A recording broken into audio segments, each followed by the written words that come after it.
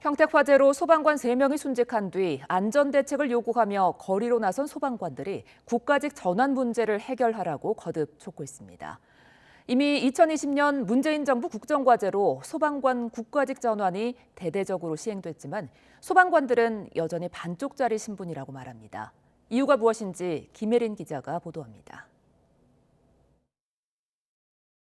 지난 2017년 충북 제천에 있던 스포츠센터에서 불이 났습니다.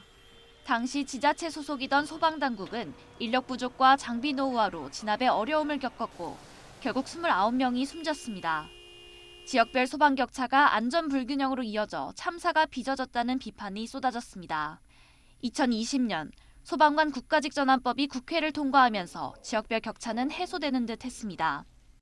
소방공무원의 국가직 전환은 소방공무원의 처우 개선뿐만 아니라 소방인력과 장비 등에 대한 지역 간 격차를 해소하여 재난에 효과적으로 대응하기 위한 것입니다.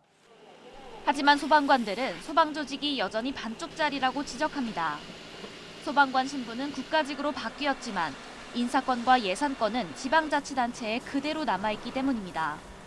지자체별로 재정 자립도 등이 제각각인 만큼 소방 서비스의 격차도 여전히 해소되지 못하고 있습니다.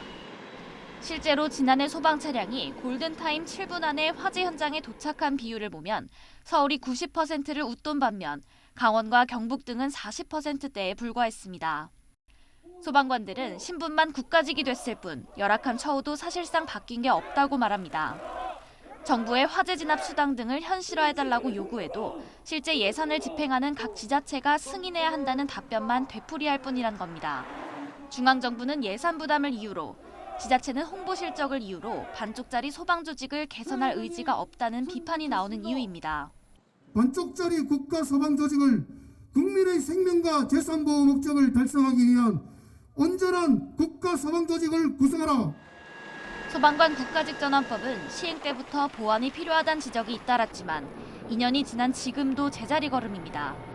21대 국회 들어 일부 소방관 인사권을 소방청장에게 넘기는 개정안이 한 건 발의됐지만 5개월이 지나도록 계류 중이고 예산권 관련 개정안은 지금까지 한 건도 발의되지 않았습니다.